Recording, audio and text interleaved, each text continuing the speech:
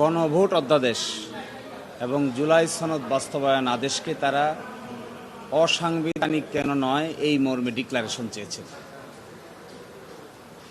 আমরা বলেছি যে গণভোট এবং জুলাই সনদ বাস্তবায়ন আদেশ একটি গণ অভ্যুত্থানের ফল এবং ওই সময়ে এক্সট্রা অর্ডিনারি সারকামস্ট্যান্সেস মিট করতে গিয়ে তৎকালীন সরকার ঐকমত্যের ভিত্তিতে জুলাই সনদ ঐকমত্য হয়েছেন এবং বাস্তবায়ন আদেশ জারি করেছেন।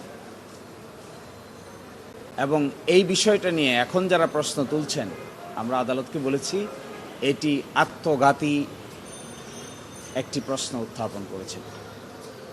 বুঝে হোক না বুঝে হোক, যারা এই প্রশ্ন আবার আদালত গিয়ে সেটেল করতে চাচ্ছেন, তারা বাংলাদেশের যে পার্লামেন্ট নির্বাচন হয়েছে, যে গণভোট হয়েছে, সেগুলোকে প্রশ্নের সম্মুখীন করছেন। ড্রিঙ্কও এখন রিয়েল ফ্রুট পাল্প ও নাটা জেলি সহ নতুন প্যাকে নতুন স্বাদে। যদি জুলাই সনদ বাস্তবায়ন আদেশ এবং গণভোট এই দুটি প্রশ্নবিদ্ধ হয়, তাহলে বিগত সরকারের আমলে যে 16 মাস দেশ পরিচালনা করেছেন তার সব কিছুই অসাংবিধানিকতার বেড়াজালে আবদ্ধ হবে। আর তা করে আজকালকার সরকারের পক্ষ থেকে এক ধরনের ইন্ধন যোগানো হচ্ছে। এই ইন্ধনের অংশ হিসেবে কেউ কেউ এই বিষয়গুলোকে আদালতের কাঁধে বন্দুক রেখে বাকি কাজ করতে চাচ্ছেন। আমরা বলেছি এটি সম্পূর্ণরূপে আত্মঘাতী পদক্ষেপ। এখান থেকে যদি সরে না আসেন, তাহলে জুলাই সনদ, জুলাই মাসাব সার্চ কিংবা পরবর্তীতে জুলাই সনদ বাস্তবায়ন আদেশ এগুলো যদি প্রশ্নবিদ্ধ হয়, তাহলে গণভোট প্রশ্নবিদ্ধ হয়, নির্বাচন প্রশ্নবিদ্ধ হয় এবং একই সাথে আগামীর পার্লামেন্টও প্রশ্নবিদ্ধ হয়। তারা বলেছেন এগুলো সংবিধানে নাই। এগুলো যদি সংবিধানে নাই, তারপরে ঐকমত্যের ভিত্তিতে বিশেষ সারকামস্ট্যান্সেস এগুলি করা হয়েছে।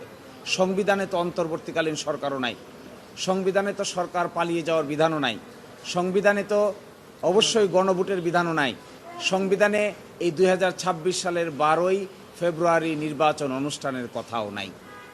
তাহলে এগুলো কি করে হয়েছে? এগুলো সবগুলো হয়েছে একটা এক্সট্রা অর্ডিনারি সিচুয়েশনকে মোকাবেলা করতে গিয়ে আইনগতভাবে সলা পরামর্শ করে এক একটা পদক্ষেপ নেওয়া হয়েছে। বাংলাদেশের সংবিধানে তো এই কথা লেখা নাই যে সরকার পালিয়ে বিদেশ চলে যাবে। বাংলাদেশের সংবিধানে তো এই কথাও লেখা নাই যে মাননীয় প্রধান বিচারপতি সহ সুপ্রিম কোর্টের বিচারপতিরা পদত্যাগ করবেন। কিন্তু বাস্তবতার খাতিরে গণ অভ্যুত্থানে যখন এগুলো ঘটে, পৃথিবীর ইতিহাস বলে এগুলোকে আদালত সিদ্ধান্ত নিতে পারে না। জনগণই হলো গণ অভ্যুত্থানের সবচাইতে বড় বিচারক। এটি বিচার কার্যের 2 দেয়ালের 4 দেয়ালের মধ্যে বসে জনগণের এত বড় আফসার্জকে ফয়েল করে দেওয়া যায় না। যদি আমরা বলেছি এটাই, এবং এখানে তাও বলেছেন যে দ্বিতীয় সংসদ শপথ কে নেবেন, কে দিবেন? এই আইনের 8 ধারায় বলা আছে দ্বিতীয় শপথ তিনিই দিবেন, যিনি সংসদ সদস্যদের শপথ দিবেন তিনিই দিবেন। অর্থাৎ প্রধান নির্বাচন কমিশনার দিয়েছেন, এখানেও প্রধান নির্বাচন কমিশনার দিবেন। স্পষ্ট আইনের বিধানকে ওনারা এখন এসে বলছেন এগুলো অসাংবিধানিক। এগুলো যদি অসাংবিধানিক হয়, তাহলে হয়তো তারা ক্যালকুলেট করতে পারছেন না নির্বাচনও কিন্তু অসাংবিধানিক হবে। এটা যদি অসাংবিধানিক হয়, তাহলে মধ্য রাস্তায় এসে গণভোট যে করা হলো এটাও অসাংবিধানিক হবে।